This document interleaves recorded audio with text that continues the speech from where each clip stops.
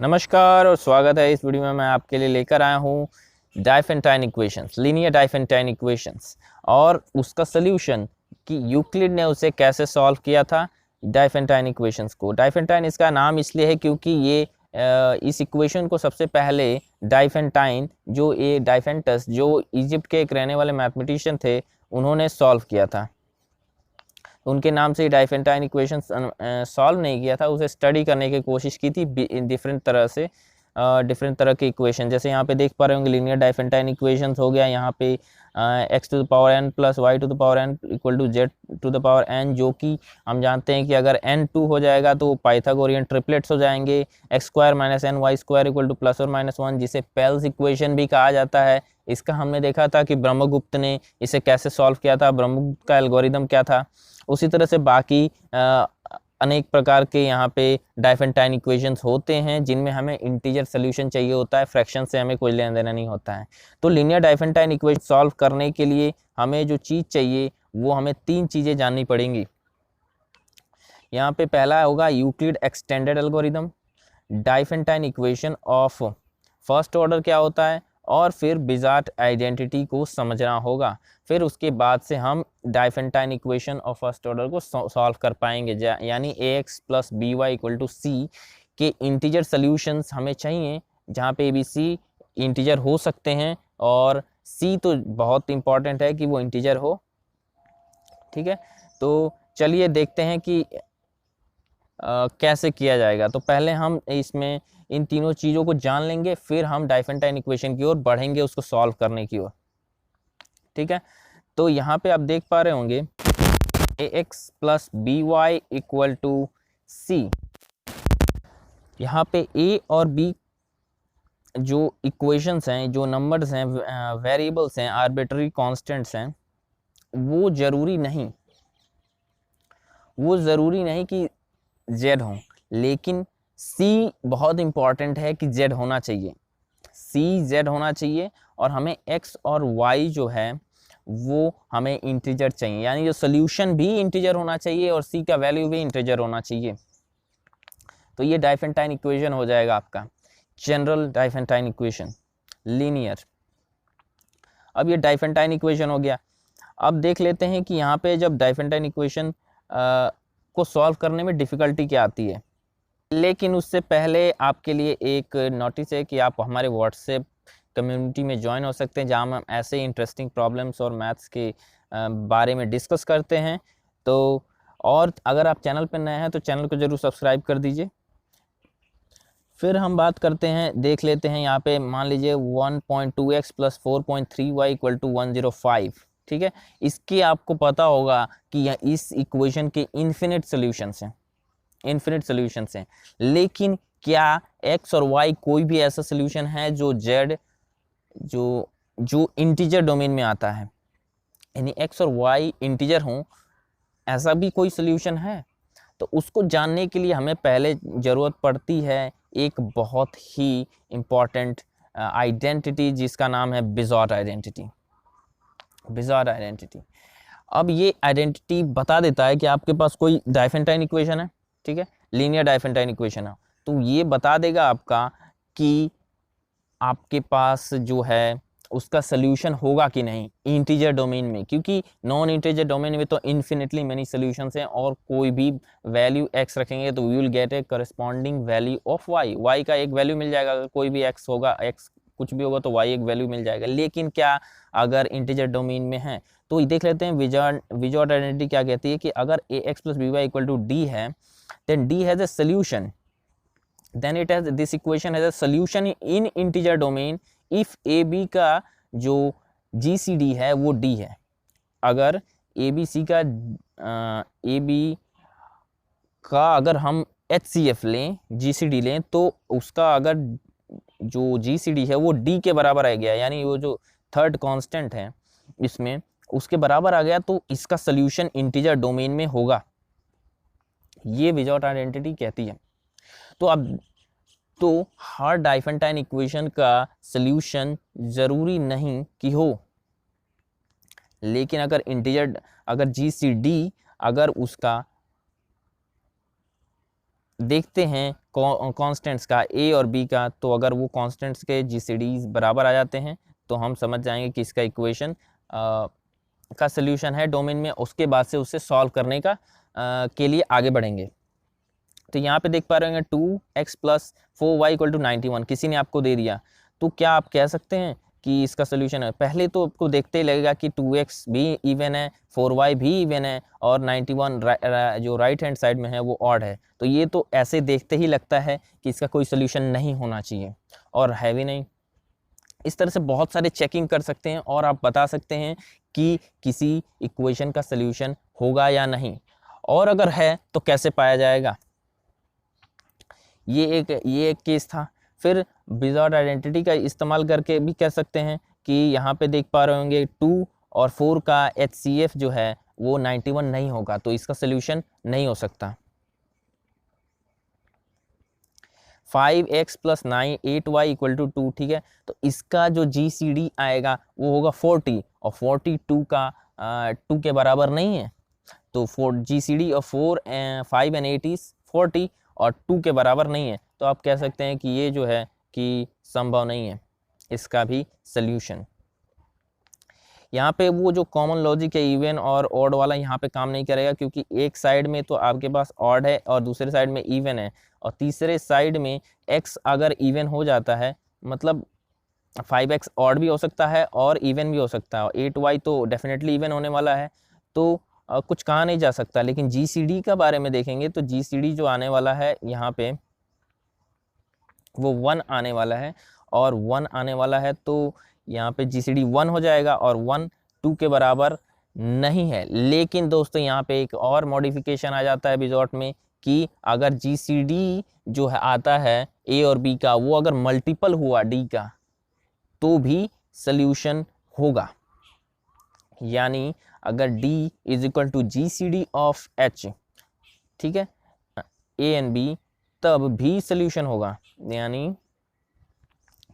यानी कि अगर equation AX plus BY equal to C हुआ और C जो है ABC के GCD यानी D के मल्टीपल भी हुआ तभी भी सल्यूशन होता है। तो ये विजार्ड आइडेंटिटी में थोड़ा एक्सटेंशन है कि अगर जो है हमारा C जो है AX plus BY equal to C, वो ज़रूरी नहीं कि GCD के बराबर हो, लेकिन GCD का मल्टीपल ज़रूर होना चाहिए।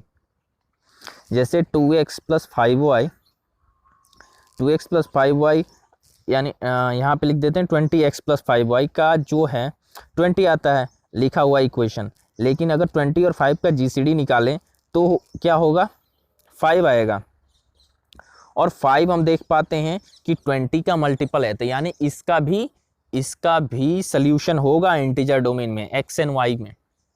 x और y इंटीजर हम पा सकते हैं। ये तो रहा विजार्ड आइडेंटिटी और डाइफेंटाइन इक्वेशन में का इंट्रोडक्शन, ठीक है। अब हम बात करेंगे इसके सॉल्यूशन की ओर, धीरे धीरे बढ़ते हैं। लेकिन उससे पहले एक और चीज़ बात हमें कर लेनी है कि हमें कौन से सॉल्यूशंस चाहिए और कौन से नहीं चाहिए। तो 20x plus 5y equal to 20 है, ठीक है, मान लेते हैं ये हमारा इक्वेशन दिया हुआ है, इसे सॉल्व करना है ये। लेकिन अगर हमारा सल्यूशन, एक चीज़ हमें ध्यान देना है कि हमारा सल्यूशन जो है वो 1 और 0 नहीं होना चाहिए, 1 से बड़ा होना चाहिए, ठीक है ना। और दूसरी चीज़ ये है कि अगर हम पहला इक्वेशन कोई भी पा लेते हैं 0 1 किसी तरह से भी पा लेते हैं, तो डाइफेंटाइन इक्वेशन को एक्सटेंड करके इसका सल्यूशन बहुत आसानी से पाया जा सकता है। जैसे आप देख पा रहे होंगे 1 और 0 इसका सल्यूशन है, 20x plus 5y equal to 20 का सल्यूशन 1 0 है, 1 0 का pair, 20 plus 0 is equal to 20।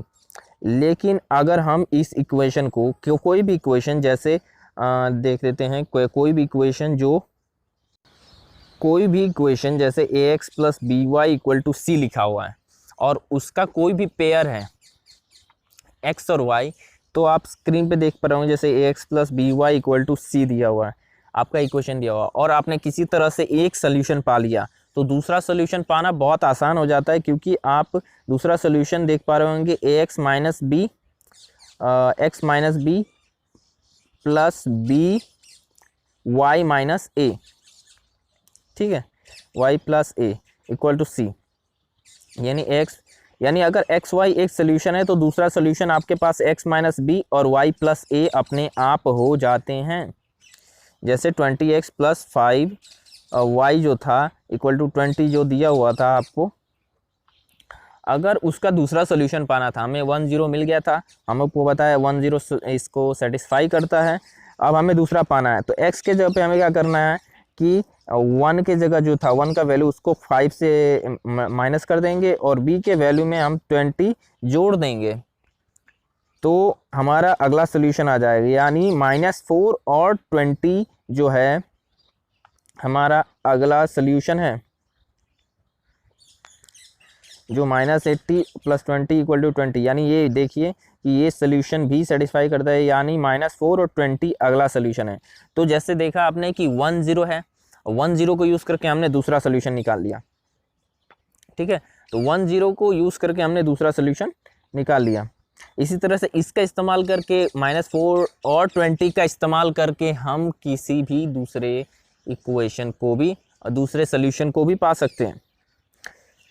अब एक जनरल फार्मूला है, अगर आपका सोल्यूशन है मान लीजिए ax plus B Y equal to d, जो है ax plus B Y equal to d, अगर आपका इक्वेशन है और आपने x एक सोल्यूशन पा लिया तो दूसरा उसका जो सोल्यूशन होता है, दूसरे सोल्यूशन जो होते हैं वो होते हैं x minus k b by d plus y plus k a by D. ये भी सोल्यूशन हो जाते हैं उस लीनियर डाइफेंटाइन इक्वेशन के। जैसे हमने ऊपर में अभी देखा कि 10 से हमने -4 और 20 कैसे किया, उसी का एक जनरल फार्मूला है, जनरल रूल है कि ax plus B Y equal to d दिया हुआ है। तो आपका दूसरे अगर एक सोल्यूशन आपको पता है तो वो बाकी सोल्यूशन के डिफरेंट वैल्यू 0 1 2 3 4 5 6 रख करके आप नए इक्वेशंस, उस इक्वेशन के नए सोल्यूशंस निकाल सकते हैं।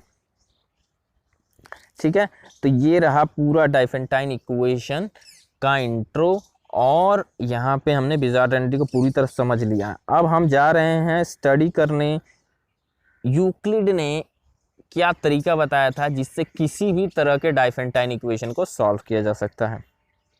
ठीक है, किसी भी तरह के डाइफेंटाइन इक्वेशन को सॉल्व किया जा सकता है जो जिसका सोल्यूशन है इंटीजर डोमेन में। हमें चेक करना होगा बिजार आइडेंटिटी का इस्तेमाल करके कि वो उसका सोल्यूशन है या नहीं, और अगर सोल्यूशन है तो यूक्लिड एल्गोरिदम कैसे उसे सॉल्व करता है। तो उसके लिए यूक्लिड एक्सटेंडेड एल्गोरिदम देखना होगा, जिसमें हम क्या करते हैं कि उस जो जीसीडी होता है ए और बी का देख लेते हैं, यूक्लिड डिवीजन एल्गोरिदम। इसके दोस्तों अगर आपको पता ना हो कि यूक्लिड डिवीजन एल्गोरिदम क्या होता है तो उसके लिए आप हमारा दूसरा वीडियो देख सकते हैं जिसमें हमने जीसीडी के बारे में निकालने का एल्गोरिदम था यूक्लिड का, वो हमने डिस्कस किया था। तो यहाँ पे हम ले लेते हैं जैसे कि आपको 27 एक नंबर है। ठीक है, 27 ए है और आपका बी इक्वल टू 4 है। यानी इक्वेशन कुछ ऐसा है, मान लीजिए 27x plus 4y equal to 1 लिखा हुआ है आपका इक्वेशन। तो यहाँ पे क्या किया यूक्लिड क्या का एल्गोरिदम क्या कहता है कि 27 और 4 का जीसीडी निकालने का जो स्टेप है वो करो, पहले जीसीडी निकालने की कोशिश करो। यहाँ पे 1 और 2 कुछ भी हो सकता है, हमें जीसीडी निकालना है 27 और 4 का। यानी ए और बी के जो कोएफिशिएंट्स होंगे ए और बी एक्स और वाई के, उनका हमें जीसीडी निकालने का जो यूक्लिड एल्गोरिदम है उससे हमें करना होगा और देखते हैं क्या होता है। तो आपको पता होगा 27 को 4 से जीसीडी डिवाइड करेंगे तो क्या आ जाएगा आपका 6 टाइम जाएगा और ये 3 हो जाएगा। 24 प्लस 3 इक्वल टू 27 और ये जो 4 है अगली बार में आ जाएगा आपका एज ए डिविडेंड और ये हो जाएगा 3 जो है डिवाइडर हो जाएगा, जो रिमाइंडर था वो यहाँ पे डिवाइज़र हो जाएगा और ये एक बार जाएगा और यहाँ पे 3 क्रॉस 1, अब ये 1 जो है वो डिवाइज़र हो जाएगा और 3 बार जाएगा और 0 आपका रिमाइंडर आ गया। ठीक है, तो ये जो यूक्लिड एल्गोरिदम था वो डिवाइड करते जाने का और आप देख पा रहेंगे यहाँ पे 1 लास्ट डिवाइज़र आया है, इसका मतलब 1 हमारा वो 3 जो है डिवाइज़र था, लास्ट डिवाइज़र, तो यहाँ पे 1 आपका GCD आ जाता है। यहाँ पे आप देख पा रहे होंगे कैसे ये स्टेप हुआ है। 4 अगले स्टेप में जो पहले स्टेप का डिवाइज़र था वो अगले बार में डिविडेंड बन के आ गया है, और इस तरह से ये कंटिन्यू प्रोसेस होता रहा।